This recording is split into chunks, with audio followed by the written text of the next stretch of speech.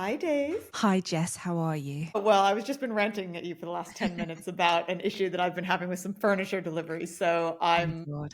mildly annoyed, but I'm so much better now that we are about to start recording. It's that stomp towards the end of the year as well, where everything is sort Yeah. of like I feel like since COVID, everything's sort of limped along with deliveries and people Yeah. Well, say we're back to normal. We're not. no. Well, I think it's also, we don't need to get into corporate cost cutting. Like, you still haven't received the care package that I I sent you a month know. ago. I know. You know what? Like, shout out to this company called Your Reformer. I went through with this rental for Oh, yeah, this your Pilates reformer.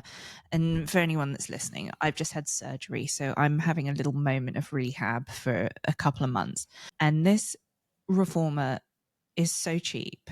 It's $39 a week, which is cheaper than going to, by That's the time you've amazing. parked in LA and paid for your class, it is about like $40, Yeah. which Well, I know is a going to class blow people's alone. minds when they don't know No. LA, but that is the cost of living in Los Angeles. But this thing, But they that's not any deliver it. worse. It's not any worse than Seattle. The classes that I would take in Seattle were 45, And I should imagine thereabouts. New York, Dallas, Yeah. Houston, what's the other big one? Austin, Chicago. I should imagine that they're all the same, especially for like a good Yeah. Pilates class. Yeah. This is about to sound so housewives, this whole conversation, but I wanted to shout them This is the out place. because, This is the place. well, 100%. And I wanted to, I made these two gentlemen, these two burly men who delivered the Pilates machine. I made them talk about housewives with me. Amazing. But they delivered it. They were so communicative, even the night before. Wow. This is when it's going to arrive. Are you okay with a slight change of time? I was like, bring it in earlier, the better. And then they were here and they were so great and it was done in 10 minutes. I couldn't get over it. See, because as you know, I had this sounds pretty housewives as well. I had a bed shipped from California to the UK because I couldn't find another one that I liked, or the one that I did find that was vaguely similar was Soho House or Soho Home. So it was like quadruple the price. Anyway, so I found one that I liked in the US. I had it shipped. It was actually cheaper to buy it and ship it than it was to just buy something here, which is just insane in itself. But I have to say the delivery people were super helpful. And the guy delivered it at 5 o'clock in the morning, but he was like he texted me at 3:30 in the morning saying he was on his way, and then he texted me at 4:30 and he was like, oh, I'll be there in 15 minutes. Every once in a while they're really helpful. That's why the contrast to this company is quite sharp, I should say. I'd say that's the world that we live in right now. Either something is exceeding your expectations or it's completely underwhelming and like triggering every little bit of spice you have in Yeah, you. that's exactly it. They want to have a fight with you. Like that's their whole ammo. They want you to bite at them and for them to be like, no. Oh, I know. But anyway, how was your Thanksgiving? It was delicious. It was my first outing out post-op as well. I had to bring my little cushion to sit on. So everybody Oh. in the world must think that I have piles, but I actually have incisions in my thighs. And it was lovely. 6 friends, this place called Fia in Santa Monica, delicious. I always love it when there's a valet as well because parking in this city is crazy. And of course, this drive usually would have taken over an hour. Laurel Canyon over to like Santa Monica by Wilshire. We don't need it. LA people, which I consider myself to be half an LA person now, as I've been here for 10 years, we love to talk about the traffic and parking. I know all about this, yeah. Yeah. And I've already done it twice. And we're like 4 minutes So Thanksgiving, great company, lovely food, wonderful parking, the trifecta of greatness. And I watched the Thanksgiving parade. And it's one of those funny things because I morally am against Thanksgiving, but I love it. I love the It's holiday. the food, right? It's the food and friends. Yeah, I love the concept or I love what you end up doing, but the actual higher level concept of everything when you deep dive. It's a bit like that first time you realize where the meat is coming from in the supermarket, and you're like, this thing is covered in plastic. It's come from an animal that was probably really sad when it died. That's a little bit like, you can't overthink Thanksgiving at this stage. That's true. I just have one Thanksgiving Macy's Day Parade thing to say before we get into Bravo stuff. I was reminded yesterday of, and this was before your time in the US, but in 1997, there was a giant Barney the dinosaur float that got away from its handlers. Like, it was a really windy day and it went rogue and it got impaled on a lamppost. Oh my God. And then apparently, because it was like obviously dangerous because there's crowds, apparently like the NYPD were like stabbing it to try and get the helium out as well to like make it deflate faster. Anyway, I remember seeing that. Like, I had completely forgotten about this at all, and then I just saw a video or a post or something about it yesterday, and I was reminded, and all of a sudden I had this like memory flashback of watching the Macy's Day Parade, because my mom is from New York. We always used to watch the Macy's Day Parade because like that was what she used to do. Anyway, and I just had this mental flashback of Barney the dinosaur getting impaled on a lamppost. And then stabbed, and like all villagers have gone rogue. Exactly, poor traumatized children.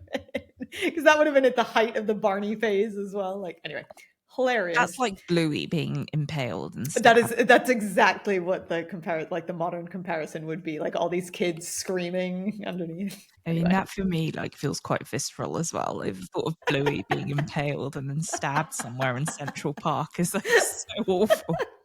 I mean, that's exactly what would have happened. Let's get into Bravo, because it's been a busy week in the Bravo sphere. What have you been watching? Well, I have now completely caught up with Below Deck Med. Excellent. I will be honest and say I've only watched half of the latest Salt Lake City, but I have watched Southern Charm. Okay, well, let's quickly talk about Below Deck and your impressions of Below Deck, and then we'll get into Southern Charm, because I have so many things to say about Southern Charm. Me too. It's a great episode.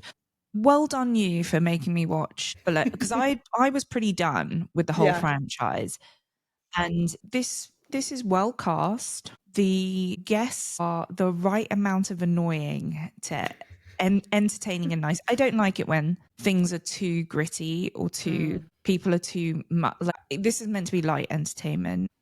When you've got really, really annoying guests, you just get them off. I want them to entertain me. I don't need. I have enough difficulties in my life without having Below Deck guests who I'm never going to encounter ever in my life, like really getting under my skin. I think it's a great season. Having said that, it does get a little bit boring with everyone just snogging each other, which is what I've got to. It does. And I'm just like, everyone just coupling up. Like, I feel like I'm on a little bit of a low rent OnlyFans. How did I end up here?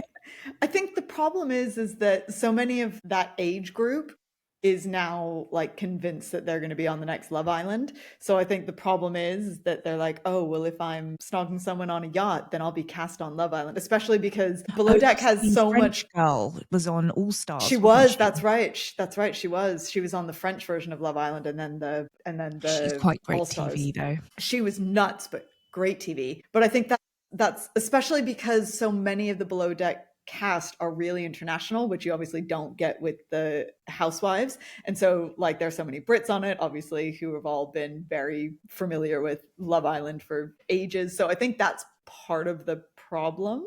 And they know that if they have a love triangle or whatever, then they've got a storyline. So that's the other issue as well. I mean, I just want to put that Cassie girl in the bin. She's awful. Yeah.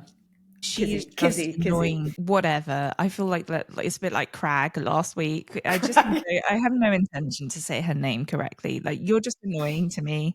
I'm going to go out my way to be ridiculous to you. I think there's actually a really good parallel between her and Salley on Southern Charm, and we'll get into Southern Charm. But they strike me as very much the like, because the thing with Kizzy on Below Deck is that she's kind of fucked over her fellow stewardesses. She's treated them particularly badly, especially because there's guys involved. And it feels like Salley is doing something quite similar on Southern Charm. Here is my difference, though. that Kizzy Kazzy girl has ridiculously low self-worth. Yes, And that's that why is she's definitely true. behaving in the way that she is. And they allude to it the whole way through. Aisha alludes to it. She sort of talks about it even herself. She has low self-worth. She is being outshone by this other girl. There is room for both of them to shine, especially, I wish that this was a thing that they taught in Bravo. People like a love story. People like a happy ending. Not like that.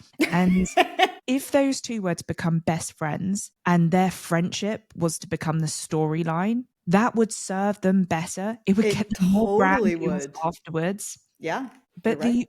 they pit each other against each other for whatever reason. I actually think it's a lot to do with the Kazzy girl herself as pitting herself against. I can't Yeah, even I remember don't. what new stew is called. Kathy, I think it's Kathy because I keep getting reminded of. I don't know if you had it in the UK. There was a really boring comic strip in the. I don't know why we keep talking about the 90s, but there was this. I'm so I keep nostalgic for the Yeah. 90s at the moment though. So I keep talking about the 90s. There was like Sunday comic strip with this woman called Kathy in the 90s. Anyway, I don't think anyone has been called Kathy since Since the then. 90s. So that's why the name is stuck in my head. But anyway, Kathy's just doing her job, right? Like she's more advanced than she's She's also basically just on. infinitely more mature. And I Yeah. hope that there isn't a blow, typically in Blow Deck, where you do get these lovely people who come in and they are more mature, but then they get so caught up in the drama I think that they that's what's can't going to help happen with and they her. end up walking off and Yeah. letting themselves down because it's so difficult to withstand a psychopath like Cassie or Kizzy or whatever her name is. Because the more she feels insecure, the more crazy Yeah. she's going to be. And I'm sure the Yep. Bravo producers are like Of course so they are. happy. Their little demon tongues are like, yes, she's ideal. She's exactly what I want. But the problem is, it's not, when it gets pushed too far, it isn't great TV anymore because it's just uncomfortable. She reminds me so much. She doesn't remind me of Salley. She reminds me of that girl who had the really big boobs, who had all that questionable behavior with Gary. She was very pretty Oh. and she had that whole Oh. like weird storyline Yeah. with Oh, Gary where she slept yes, with I him when he remember was very her. drunk. She Yes. was a lot like that.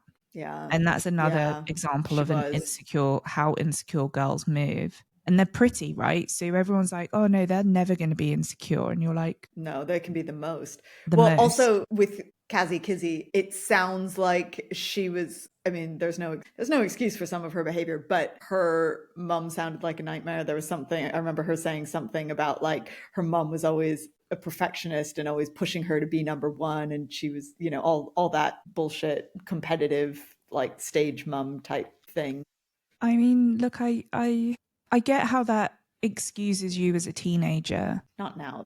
But and I'm really not okay with 20. I think you go out and you do sleep with the wrong people, you do have relationships that don't serve you, but in terms of like when you make other people suffer because of the traumas that you've been through, so she's really giving that Kathy, whatever her name is, a hard time, and putting the whole ship really in a risky place because she's refusing to do her job. Her deviousness is more important to her. That's what it is. It's devious. That's a good way of She's putting it. devious.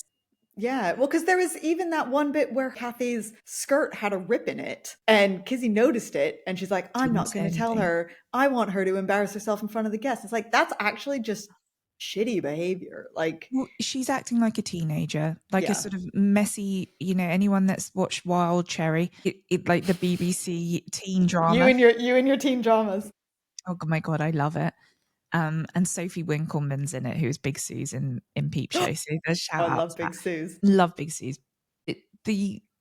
I don't know. I had my first therapy session when I was 23. So for me, when I look back at like how messy and problematic I could have been in my 20s, and I didn't make money. We just cost that on our Right. I was high. I was in so much student debt. There was no one giving me a 2 grand tip at any stage. That money No. did not exist but I still found a way of like getting my own problems sorted out. And I guess that does mean perhaps I was more mature than a Kazi or whatever. But if you know that you were brought up by somebody who had issues, who made you feel a certain way. Go get it sorted out. Like, don't traumatize everybody else around you. Anyway, that's a little deeper than we needed to get. In general, I would say I like it. My final thought on Below Deck Med is that, and I know that this is going to be controversial to all those that love Aisha, but I think she's great. And I love the fact that we see her through the seasons. Mm-hmm. And thank God for these characters that stay in the franchise, so it's not always starting again.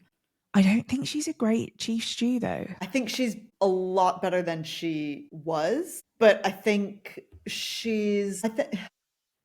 I think she's likable, and I think that's what she's gets definitely you through. likable. Yeah, for sure. I think in comparison to, I mean, look, no one is ever going to be the heights of Hannah or Kate Chastain, right? Like, they were the icons. But I think the problem with Aisha is that she gets too buddy-buddy with people, and that makes it really hard for her to be their boss. And that's definitely something that she's had issues with in the past. I think that's a leadership thing. I just think that she doesn't have that 5-star, 6-star.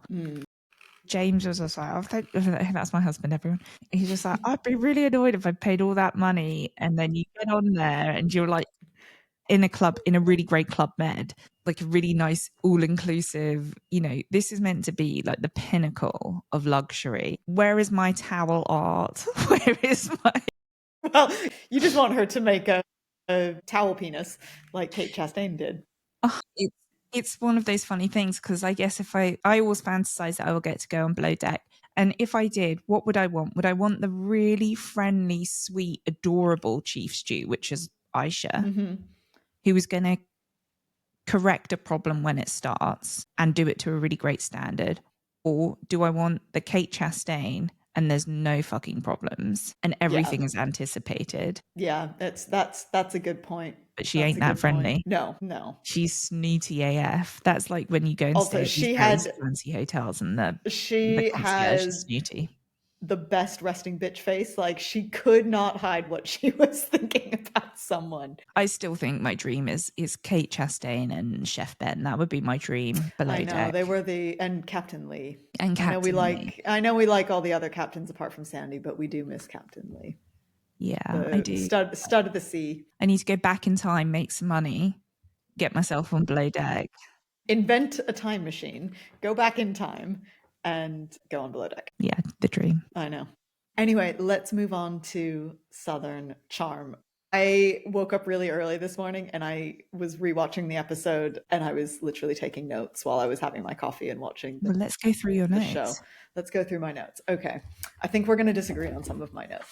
I'm down for that. Okay. A little casual disagreement. So obviously we talked a lot about Molly last week and her hoarder tendencies. First of all, the first thing I'd like to say about Molly is that I think Molly is not really someone that we've ever seen on Bravo before. And I think that's why she's so endearing and refreshing, is like, she's a little weird. She really embraces her nerdiness. Like, it's not often that you see someone who embraces her weirdness as much as she does. Like, I feel like a lot of the time, if you have someone on one of the younger shows like this, they'll often try and hide their quirkiness.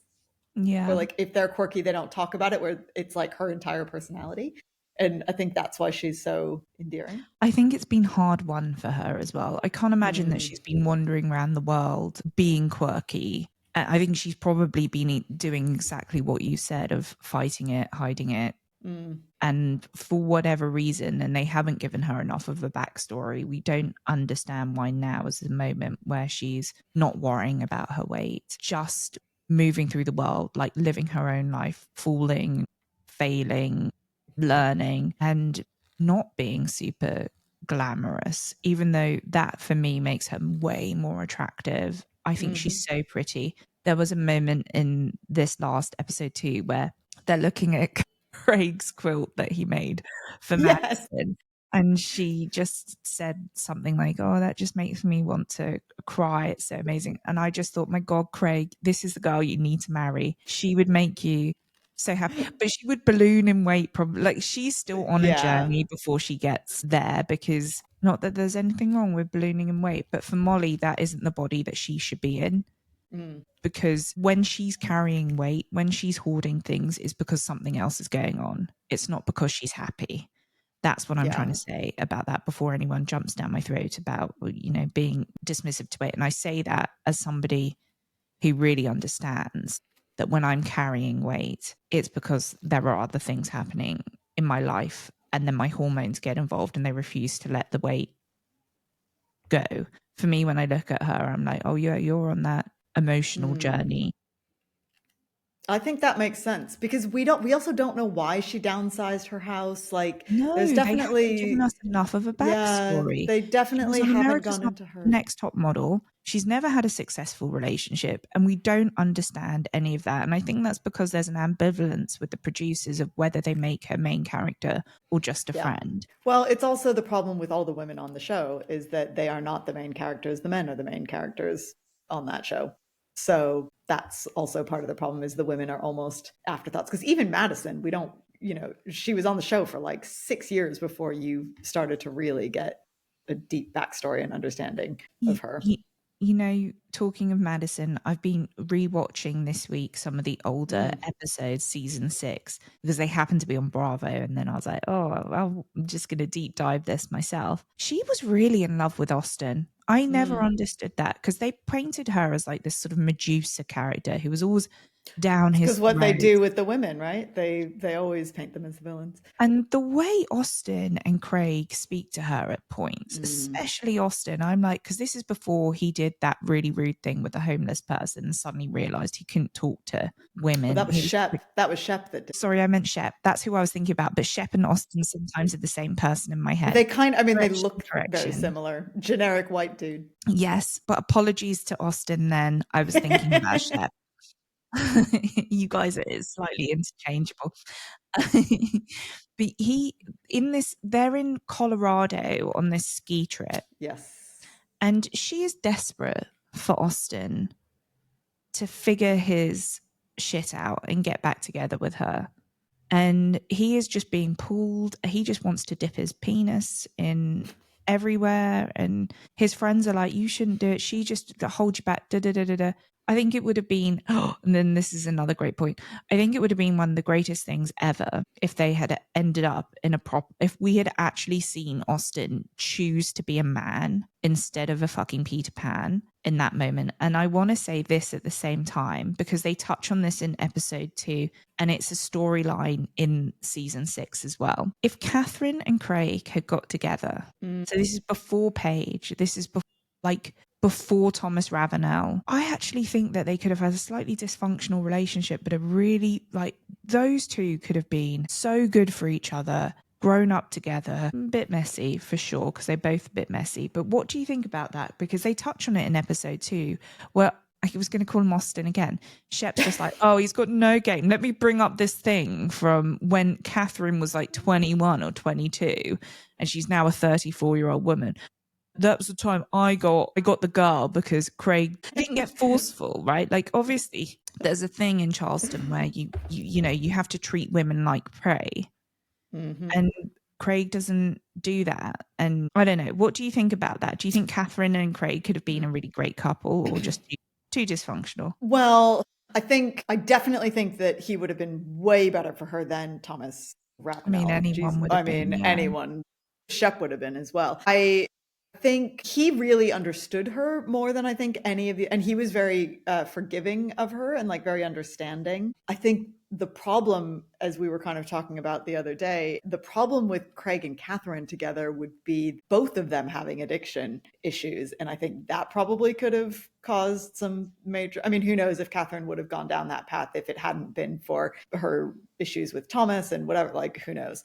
But that could potentially have been a pretty big factor in their relationship. They could have been quite bad for each other on that front, I think. It would have been amazing, and they would have figured it out in their 30s and maybe have slightly wild, or it would have been as big a disaster as it has been for Kathryn. Yeah. Anyway. Well, let's go back to Molly for a second, because this is part of my notes. She fully made me laugh when she and Madison were going through the presents and they opened up Sally's gift, and it was the dress for Madison and the dress for the baby. And when Molly was writing, because obviously she was helping Madison with the thank you notes, and she wrote ridiculously tiny clothes. I fully laughed. That was quite funny. But one of my notes, and this could have been my pre-coffee haze this morning at like 7 a.m. or whenever I was watching this. I wrote Salley versus Molly. Salley and Molly, I think, have similar problems but quite different problems. And let me explain that. They both love to be one of the guys, but in like a slightly different way. Molly, I think, is much more of like a tomboyish, like doing keg stands with the guys, and they were, doing all of that, whereas Salley is very much like, ooh, look at me, be a girl and throw a football and that sort of thing. So I just had like, I don't know, I was just thinking about their kind of relationship with wanting to be one of the guys, or like wanting to be the center of the male attention, but in like similar but different ways. Does that make sense? Yeah, I don't think Molly wants to be center of attention, though. No, that's true. Sorry. She wants attention from the guys, but not to be the center of attention like Salley would want to be. I think Molly wants attention, full stop. She isn't attention seeking, but she looks for validation and approval. And because she's so sweet and lovely and inoffensive, her ability to be friends with everyone, guys and girls, is shown. Like she can talk to a guy, she can talk to the girls. The thing that I think Molly wants is she wants to be desired in the same way that a Salley or a Charlie is. And props to Molly. Unlike all of these shit Charleston models, sorry Charlie, but you are a shit Charleston model. These Instagram models, basically that sort of vibe. Whereas she was actually a real model. Like She was a legitimately. real Yeah. model. And she is leagues above and beyond all of these Charleston girls. She's playing beneath her, in my opinion, and that's why she's never going to get the attention that she wants, because she can never fit that mold, because she's so much better than it. And as for Salley, like Salley is, let's get into Salley.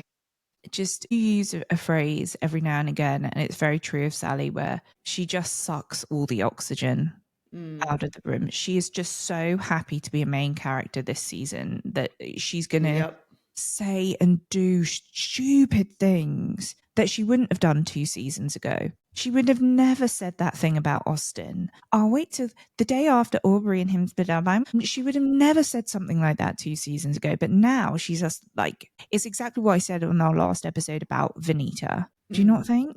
Like Venita suddenly having this like ego moment where she's acting from ego as opposed to true like authenticity. Yeah, in a different way, definitely. But I think both of them, and I get it, because they, like, last season was very much about Taylor and Olivia for different reasons, but also their friendship. Yeah, exactly. And so all the other girls, Madison apart, because Madison always stands out on that show, kind of got pushed to the side. So they were very much side characters. And all of a sudden, both Venita obviously had her moment with JT, so she kind of got a taste for it. And also Salley, just sensing her opportunity, both of them are diving feet first into being the main female characters on the show. So like different ways, but totally agree with you on that. Like they both want that main character moment. I just think that if Salley really understood that she was about to be painted as the villain and that people weren't going to like her, she wouldn't want that portrayal. It's not like Whitney, who's like delighted, on Mormon Wives, where she's just like, yeah, make me a villain. It's going to make me a superstar. It's going to make me stand out. Yeah. And there's going to be moments where I don't like it, where social media is going to feel uncomfortable, but I have a great support system. I have great management, and I know I want to be a star. And this is my way to get to being a star. And then I can rehab my image. I just think Salley is insecure. And the moment everyone's hating on her, she's going to and you're going to have this Sab Taylor type character wandering around. Sally's a pick-me. She's a little bit like Sheena. She's a pick-me girl, and she is so desperate to be loved by everyone, particularly the guys. But insecure. Yeah, definitely. So insecure. But I had a really interesting thought again in my pre-coffee haze where I was, okay, bear with me because this is going to sound a little bit extreme, but I'll explain it and it will make sense when I get into it. Salley is almost predatory, and the word predatory is extreme, but both Venita and Charlie were talking about how Salley popped up in their lives all of a sudden when they were both in rough places with guys. Venita had just been dumped by JT. Charlie had just been dumped by whatever guy she had been going out with. And all of a sudden, Salley pops up as their new BFF. And I was just thinking, because we were talking about Salley on WhatsApp. We were trying so hard to not talk about this episode in advance of the podcast. And of course we were talking about it on WhatsApp. But you mentioned that Sally's really manipulative. And I think that is an interesting word for her. And I think that is actually spot on in this sense, because she sees that opening and she's like, I'm going to befriend this person at their lowest point and become an indispensable part of their life. But actually, she's a really shitty friend. Look how that's going to work against her, because she says that. Yep. She says it about Austin. The moment he breaks up, the day after he breaks up with Audrey, I'm going to be there. And I just want to put this out there, because I do think a lot of women get this mixed up. Just because you're first in line doesn't mean you're going to be the chosen one. No. It very, very rarely means that. And I want to do another shout out about female friendships here. Beware the best friend. They shouldn't be your best friend until you've gone through some really tough times together and truly seen who they are under stress. It's weird to call someone that you've only been friends with since the breakup of your last relationship your best friend. They're a great friend. They're a really solid new friend. They're someone it's the same as dating. They're someone that you're exploring. Yeah, they have potential. They have potential to be a best friend, but not after 3 months. What happened to all of your best friends? Because frankly, if some of my best friends suddenly said to me, oh, here's my new best friend, and since my breakup, they're my new best friend. That's your going out friend. That's your rebound friend. What happened to me?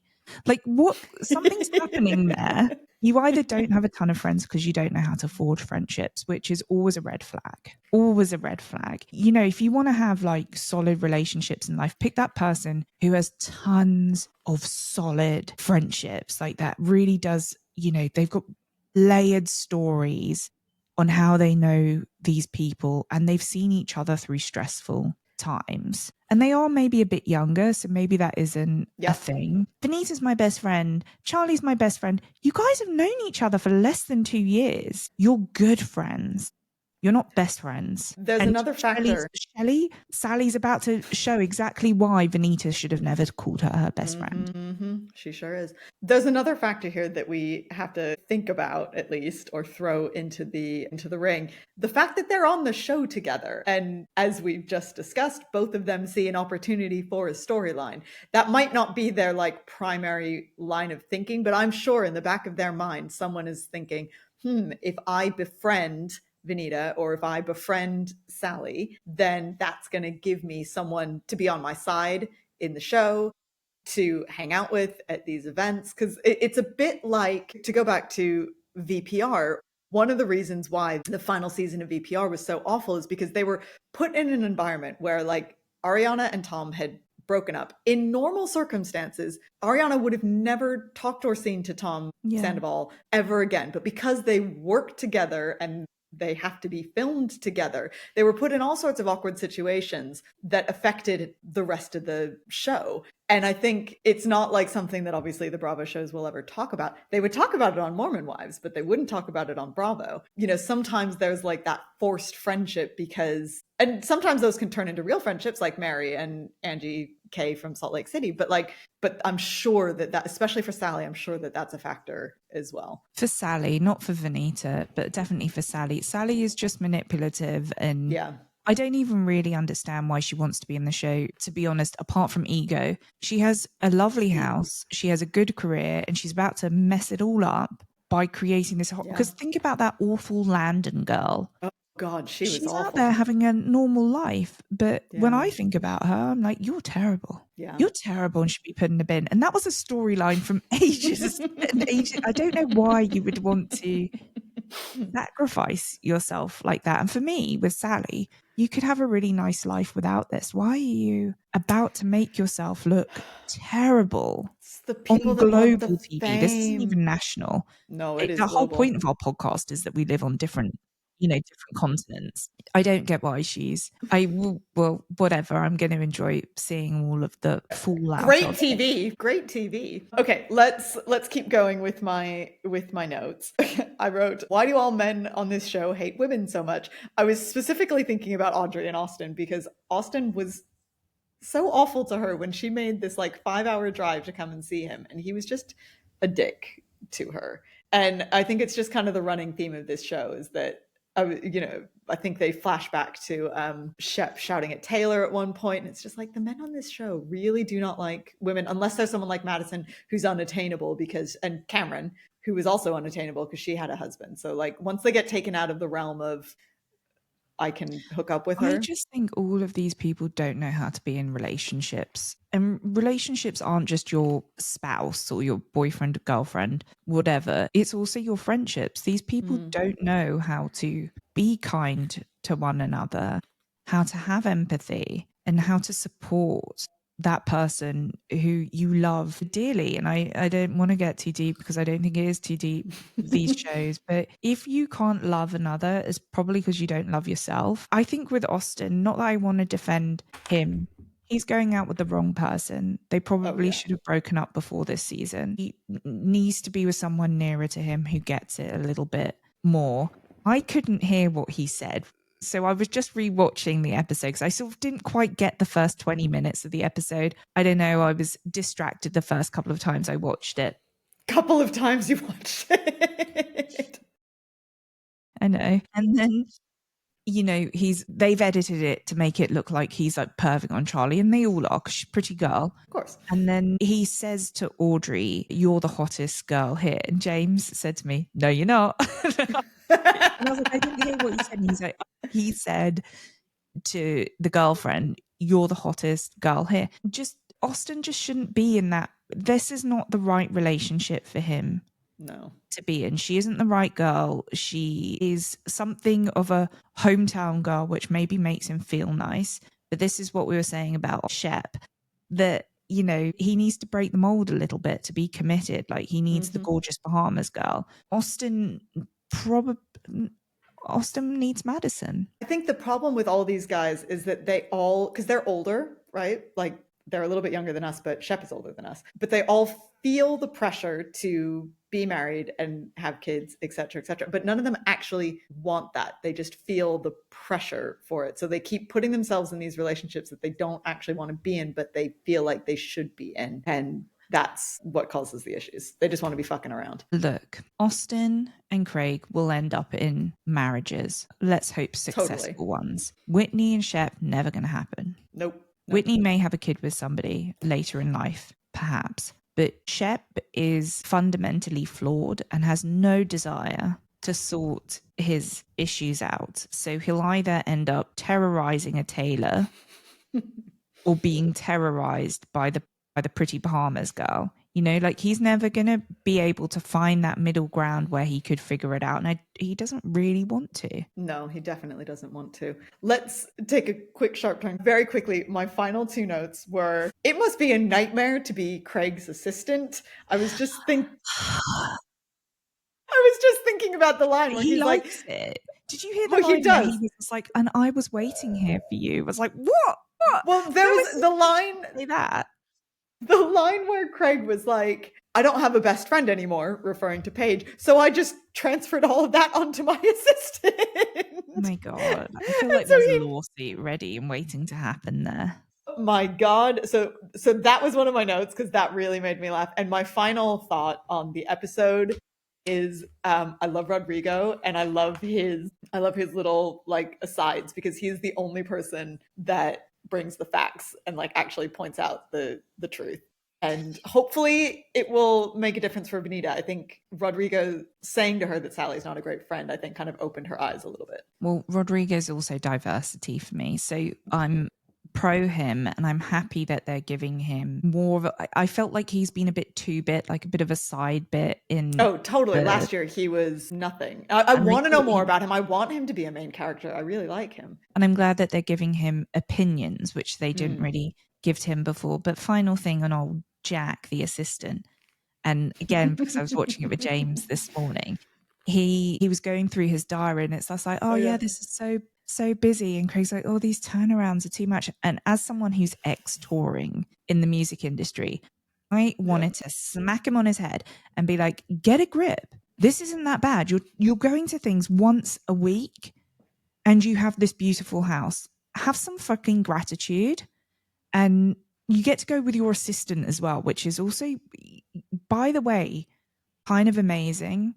to have those profit margins where you can travel to these amazing shows, which is also part of the marketing budget, with an assistant. Everyone's going to kiss your ass when you're there. I was going to say, you're the talent. You're going to be treated so well. And it is hard to sleep in different beds and to be traveling constantly and to not have a week off. But you are literally traveling to one place once a week to have your beautiful home. I remember saying to you, so last year, you remember I had a period of about 6 weeks where I went to 8 different conferences.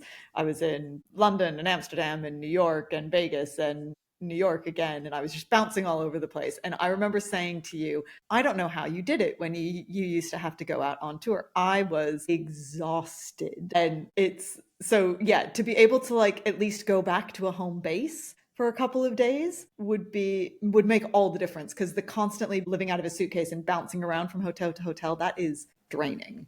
So anyway, and we've touched on this before. Craig's not really doing any work. No. He's a front. The hard, heavy lifting is done by a ton of other people. Not that his job isn't difficult or has its own draining aspects, but it's not hard in the way other people's jobs are hard. No. If you just changed your attitude and felt grateful that you get to go to Aspen and have all these housewives like want to buy your pillows.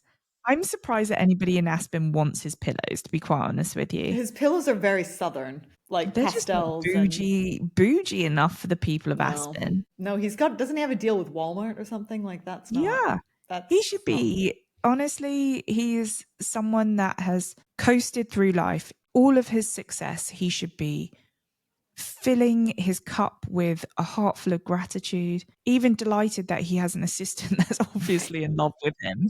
Totally. Oh my God, 100%. Things keep working out for you, friend. You should never feel like these turnarounds are so difficult. You should just be like, fuck, I've made it through another day, conning everybody, pulling the wool over the eyes of everyone. Oh my God. Well, on that note, we should probably wrap it up. Is there anything that you're looking forward to watching this week or this weekend? You've got all your Christmas things coming up. I also have a pair of jeans on the back of this chair that have just fallen down. I don't actually think there's anything that I feel like I'm pretty, because I've been convalescing, I'm pretty up to date with all the shows. So I'm not really waiting for anything. What about you? Well, it starts next week. What? New VPR. God, is it already December next week? It's already December next week. So that, I think we will have many things to say about that next week. I'm sure that is going to be a big one. I can't wait. I've watched the trailer a few times.